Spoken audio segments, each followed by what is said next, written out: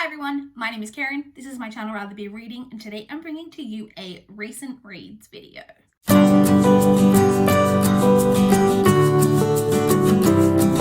So it has been longer than a week since I last checked in. It's been about a week and a half. I generally film these on a Saturday and today is in fact Wednesday.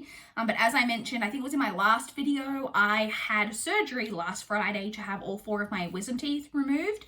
But I'm pretty much recovered from that now, and I have this week off work. So I'm now getting around to that most of the swelling has subsided. I'm getting around to filming my update for that week. So even though it's been a week and a half, I am gonna keep this to a week, and then I'll film another one over the weekend for the current week that we're in. Also, sorry for any background noise. I literally just got home, and so both of the cats are around and active and scratching and scraping at things, so there might be a little bit of background noise. But let's jump in and talk about what I read. So it was the week from the 15th through the 21st of August that we're talking about. I'm pretty sure that's the dates. And I completed a total of 6 books and had 1 DNF, one additional DNF on top of that. So let's jump straight in. So the first book that I completed was Harry Potter and the Goblet of Fire by J.K. Rowling.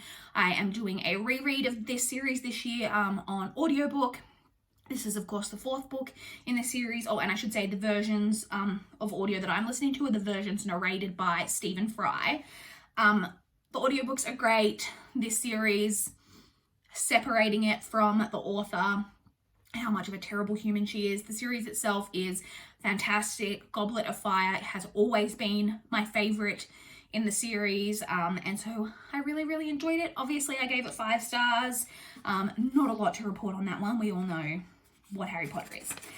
The next book that I completed was Son of Rosemary by Ira Levin. So this is the sequel to Rosemary's Baby by Ira Levin.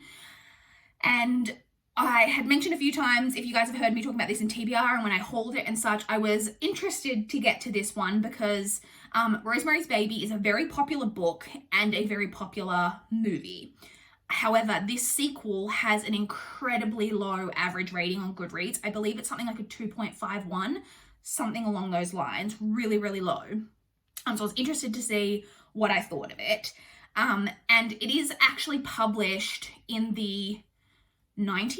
It's published in the late 90s. I think it was like 97 or 95, somewhere around there that it's published. And which is like 30 years after the first book was published, and oh boy, should he have just left it as a standalone. This sequel is terrible. And here is our first catteruption. Hi, baby. Oh, my claws got stuck in my cardigan for a second. So can you... Okay, good girl. So it's set... so it's published like 30 years later, but it's actually set right around 1999, right before like the whole millennium, the New Year's Eve millennium. Y2K is like happening, and well, not necessarily Y2K, because I don't even know if they knew what Y2K was in 95. But that whole millennium, all of that is happening. I can't really talk too much about what the plot of this is, obviously, because it is a sequel to Rosemary's Baby, but wow, it's bad.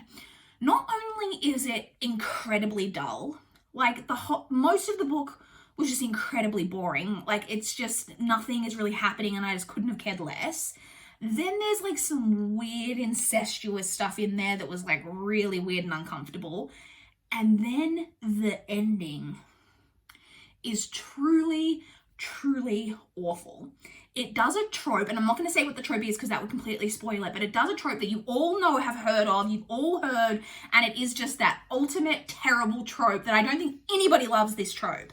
It's just awful, and it completely ruins everything from the previous book and this book and just everything, and it was just, I don't know why he wrote this. It was like he decided 30 years later that he didn't actually like Rosemary's Baby, and so he wanted to make an effort to destroy it. I don't know. It was really bad. I gave it 1.5 stars.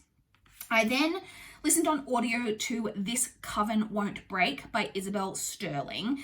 This is the second book in a duology. The first book was called, I think it was These Witches Don't Burn, something like that. It's narrated on audio by Kristen DiMercurio. It is YA, like urban fantasy, paranormal. So it's set in our everyday world, but the main character is a witch and has witch-like powers, and there's quite a lot of like, she's involved in like, you know, like her family are witches, and there's lots of families and covens and things like that that all are magical. I can't really obviously again talk about what this one is about because it is a sequel. Now, I had really high hopes for the first book because YA witchy paranormal is my jam, and I didn't love the first book. I didn't not like it. It was just, you know, whatever. And it was just okay. And I felt pretty similar about this one. There's something about these books that I just don't engage with. And this one in particular, the plot kind of goes down this particular like path, which again, I can't talk about, that I was just kind of like not super into that type of plot. Having said that, there is super great diversity in this duology.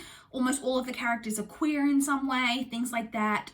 So that's really great, but overall it was just okay, and I gave it 3 stars. I then read Scarlet by Marissa Meyer. This is the second book in the Lunar Chronicles, the first book being Cinder. These are, of course, sci-fi-esque fairy tale retellings, this one being a somewhat of a retelling of Little Red Riding Hood. And I really enjoyed this one as well, a little bit more even than the first book. I really enjoy all of these characters. I thought that the storyline, so you're continuing on obviously the storyline from the first book and then tying in kind of with a new storyline of what's going on with this book, and I thought the way that those two storylines like tied in together was done really, really well. This series is all a little bit insta-lovey. You know, there's a lot of instantaneous kind of relationship stuff kind of going on, but I don't hate it. I really like all of the characters. I do enjoy the relationships even though they're insta-lovey. So like I said, I like this one even a little bit more than the first one, and I ended up giving this one 4 stars. We have a cat incoming. Don't put your... Oh, she jumped down. Okay. The next book that I completed was Sounds Like Titanic by Jessica. Now, I apologize. I know I'm going to butcher this surname. Chichahito Hindman. I apologize. This is narrated on audio by Elizabeth Wiley, and this is non-fiction, like biography, and it just, the general not premise, I guess, because it's non-fiction, but like the story that this follows, I was like, when I read the synopsis, I was immediately fascinated by. So it's about this woman who became involved in this like symphony, but it was all a sham. It was this huge group of people who basically went around and performed live, but none of it was live. They were all faking it on their instruments and just playing along to a CD. They went on like world tour and like toured America, and it was like this big thing, and like so there was a lot of interesting stuff in there about how it was all fake, but I kind of had some interesting commentary on like, does it matter that it was fake? Because so many people were so touched by this music and found it so moving, and talked about how much it touched their lives and things like that. And then it's like, does that matter when someone gets that out of the music and out of the performance, even if the performance is fake? I don't know. So it's got some kind of interesting stuff in there about that. I also really liked the way that it was talking about, it talks a lot about anxiety and well, really just anxiety. The main the woman who is telling this story became so incredibly anxious about these performances, and it manifested in such interesting ways that I've never really heard anyone talk about, and ways that I actually really personally related to. So one of the issues that she would have is this like burning desire, like that she thought that she needed to pee, and it would just happen, you know, out of nerves, but it got so severe that she was, you know, going to the bathroom every like 9 times, you know, in an hour type of thing, but not actually needing to go. And it was so funny because, I mean, I don't know if everyone gets this. I think a lot of people do. You get that like nervous wee feeling. I know it happened to me before sporting events. Like whenever I used to play soccer, even when I played for years, before at the beginning of every game, no matter what, I would feel like I was immediately about to like wet my pants. And the other way it would always happen to me is when I was a kid playing hide and seek. as soon as I was hidden, I was busting. And it didn't matter if I'd just been to the bathroom, I would immediately feel like I was going to wet my pants if I didn't like get out of hiding and like go to the bathroom straight away. So I found it so interesting that that is a way that her anxiety really manifested for her. And so that was really interesting. Having said that, so there were a couple of little interesting commentaries in there, but overall this story sounded like the premise sounded much more interesting than what it ended up being. But it was okay. Overall, like parts of it were just very like monotonous and dull, I found, but this actually has really, really high ratings on Goodreads. So a lot of people really, really enjoyed it. So if that like premise, that story sounds interesting to you, then maybe check it out. In the end, I gave that 3 stars.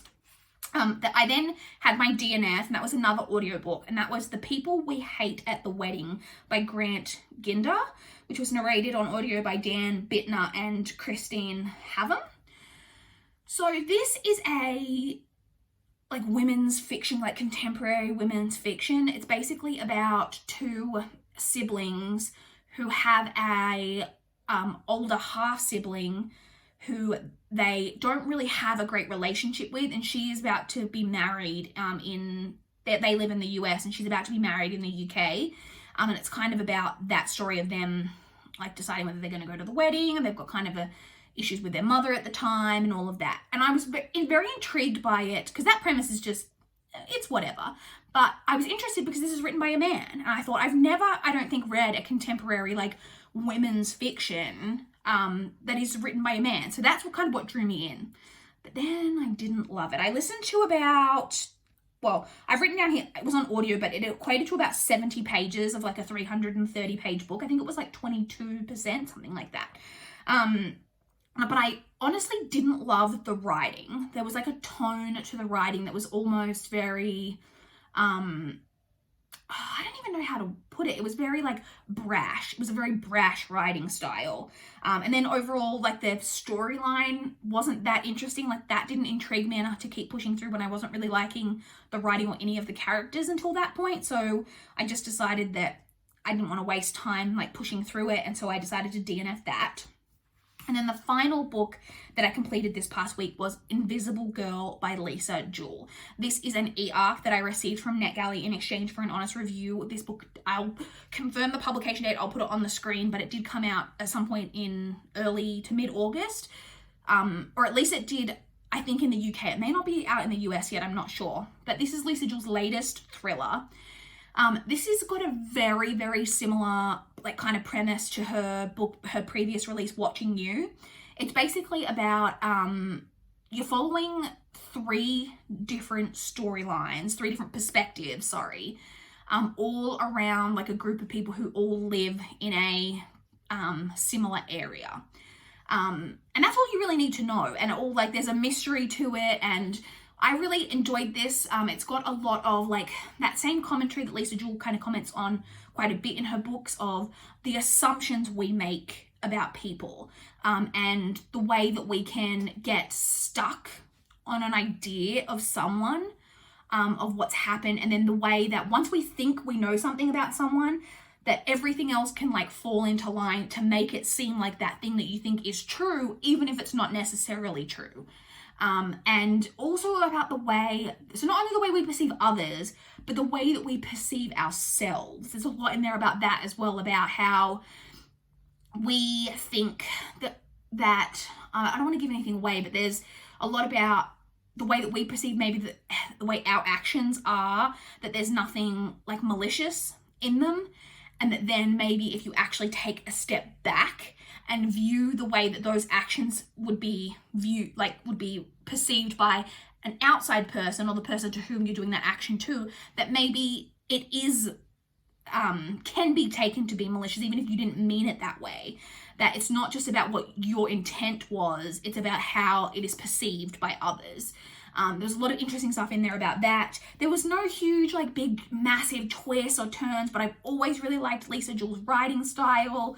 And I overall just, like, liked the slow, like, kind of unraveling of the plot and all of that. It wasn't anything, like, hugely groundbreaking or amazing, but I did enjoy it, and I gave that 4 stars. I'm just double checking. Yes, that is the last one that I read within that week, because I have read a couple of books already this week, but we're going to save those for next week's recent reads. So that's it. Those are the 6 books that I completed and the 1 book that I DNF'd over that week. I would love to chat with you guys in the comments down below if you've read any of these books, if you've got any thoughts, or if you want to chat about what you guys have been reading recently. I may or may not be filming a vlog over these past few days while I've been at home. So I should hopefully have another video coming up soon. And then, like I said, next week's recent reads.